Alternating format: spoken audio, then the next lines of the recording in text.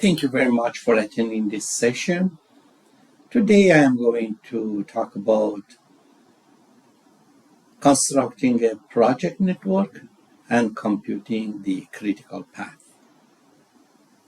Critical path is the path in a network which takes time more than any other path, and the duration of the project is defined by the critical path. Let's first construct a project network. Activity B has its precedence as activity A. Activity C also has its precedence as activity A, and also activity D. Activity E has its precedence as activity B. Precedence of F is C. Precedence of G is also C, and so on. And now we want to construct a network, represent this explanation in a visualization form. We can start activity A. It has no activity as precedence. When activity A completes, then we can start activity B, we can start activity C, and we can start activity D. When we complete activity B, we can start activity E. When we complete activity C, we can start F and G.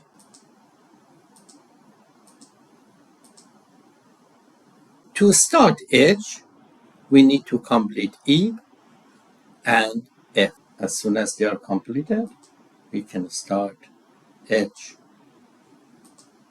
To start I, we need to complete D and G. When H and I are completed, then we can start J. Start of A is the start of the project. End of J is end of the project. There are one pass here, one pass here, one pass here, and one pass here. The project has 4 paths. We need to compute each and find it out which one is the longest. Let's solve a second problem.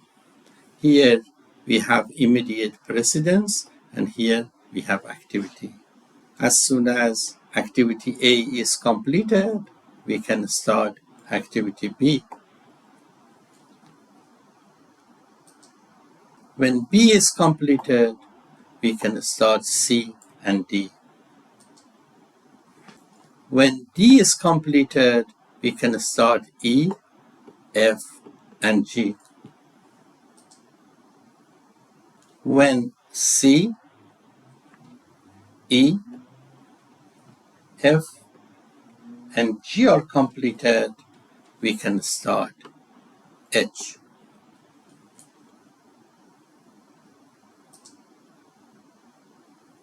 When H is completed, we can start I and J. When I is completed, we can start K, and when J is completed, we can start L.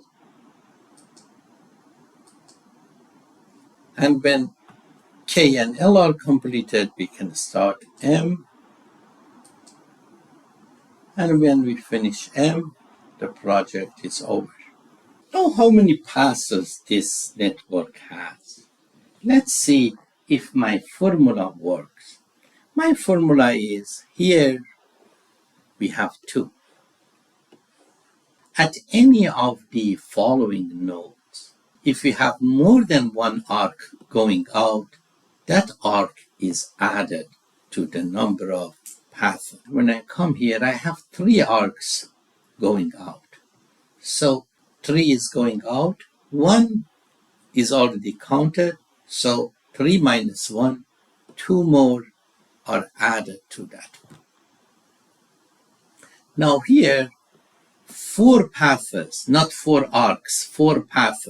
Here there are 4 paths coming into this node. The number of arcs is the same as the number of passes, but in some instances they are different. So I have 2 plus 2. Now 4 arcs are coming here. If one arc was going out, if I didn't have these 2, then the number of paths were 4. But now I have 2 arcs. One of them has already been accounted for, so 4 passes are added. Therefore, this project has 8 passes. Let's see if my formula works. 1, 2, 3,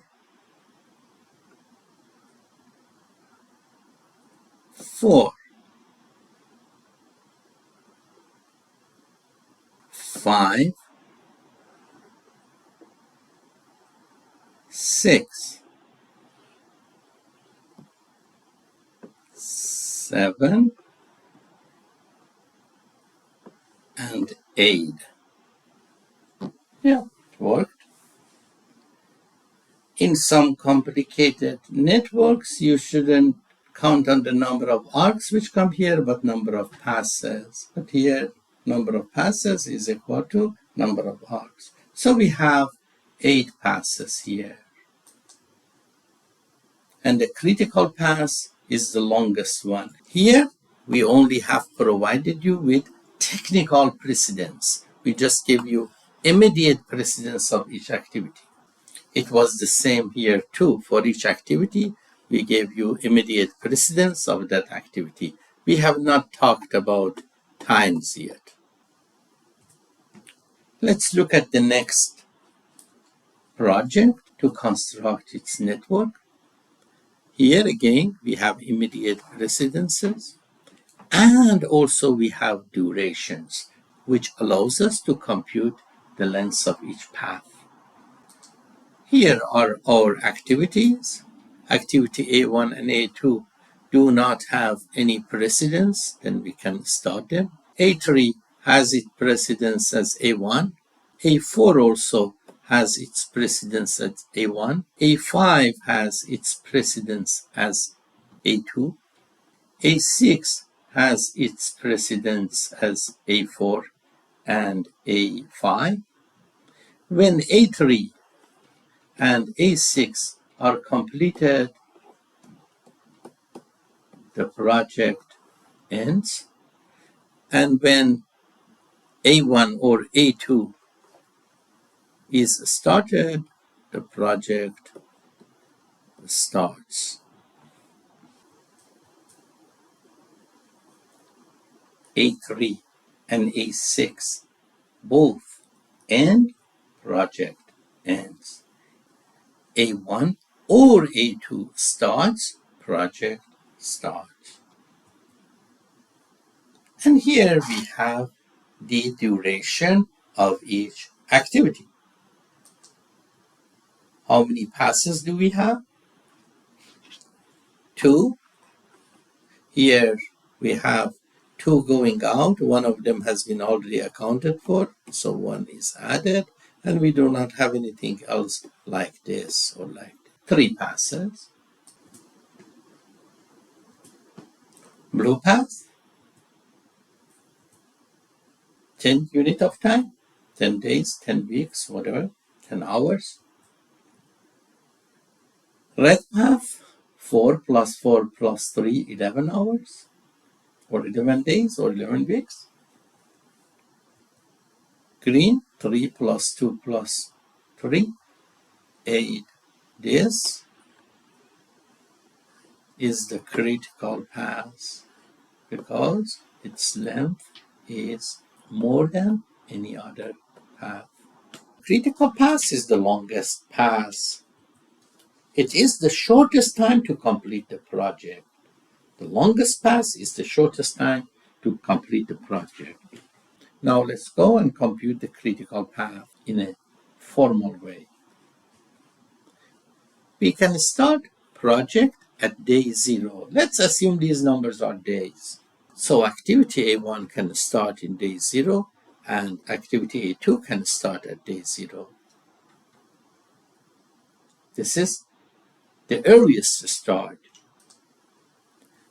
A1 can start at 0 and its duration is 4. So earliest finish is 4. A2 can start at 0 and duration 3. So earliest finish 3. 3. This one can start at 3. This one can start at 4. This one can start at 4. 4 plus 6, earliest finish, 10. 4 plus 4, earliest finish, 8. 3 plus 2, earliest finish, 5. Now this is finished at 8, this is finished at 5. But when can this start? Because it depends on both of these two activities. So it cannot start until day 8. 8 plus 3, 11.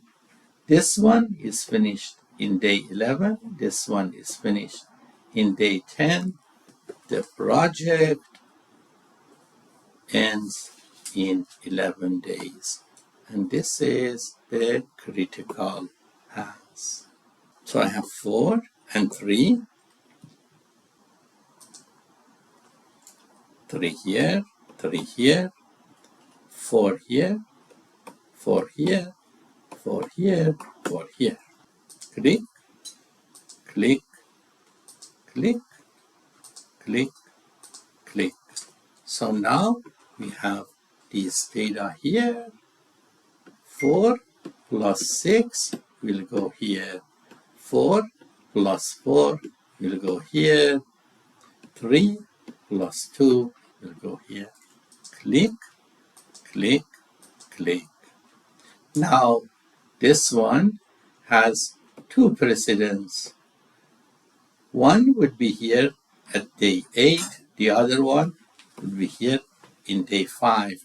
They both should be there to be able to start this one. Therefore, it is 8. 8 plus 3 will be 11. Click, click, click, click. You may practice it yourself if you did not fully follow, but I think the concept is quite straightforward and project takes 11 days. The key idea was this, the only key idea was this. If more than one arc comes into a node, if more than one precedence an activity has, then the start of that activity is the maximum of the finish of its all precedences. So if this ends at day 10, if ends at day 13 and 20, then we will have max of them. And then, for example, if the activity takes 5 days, then the earliest time to finish this activity is day 35. And those arrows which go up can start going up in day 35 and not earlier. Now let's do backward computation. Now we assume that the earliest finish is the same as latest finish. So this activity, the latest time that it can be finished is day 11. Therefore, this activity, the latest time that it can be finished is day 11, and this activity, the latest time that it can be finished is day 11. But this activity by itself takes 3 days. Therefore, the latest time that this activity can start is day 8. For this activity, the latest time that it can start is 11 minus 6, which is 5. The latest time that this one can start is 8. Therefore, the latest time that this one can finish and the latest time that this one can finish is 8. 8 minus 4 is 4. 8 minus 2 is 6. This is 6, so the latest time for this one to finish is 6, and the latest time to start is 6 minus 3, which is 3. The latest time for this activity to finish, this one, the latest start is 5. This one, the latest start is 4. Therefore, for this one, the latest finish is 4, because it should satisfy both of these. This one cannot start later than 4. This one cannot start later than 5. Both together cannot start later than 4. If the latest start for this activity is 4 and it takes 4, therefore the latest is day 0. Therefore, as soon as the project starts, we need to immediately start A1, but we can delay A2 for a little bit. Let's see it again. Click 11, 11, 11. 11 minus 6 is 5. 11 minus 3 is 8. 8 and 5. 8, 8, 4. 8 minus 2, 6. 6 minus 3, 3.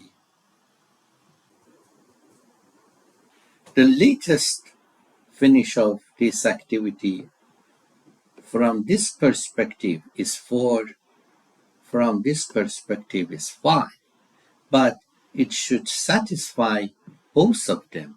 Therefore, the latest finish for this point is the minimum of these two, which is 4. 4 minus 4 is 0. So here, when the activity is connected to several activities after it, the latest finish of this activity is equal to the minimum of the latest start of the following activities, which are directly connected to this activity. Therefore, here I have 35, minimum of them. And then, for example, if this activity takes 5 days, then the latest start would be 35 minus 5, which would be 30. And this 30 will be applied to all activities which are directly associated with this activity. So this is the final structure of our project, the graphical illustration of the project. Activities which have their earliest start equal to latest start, or earliest finish equal to latest finish,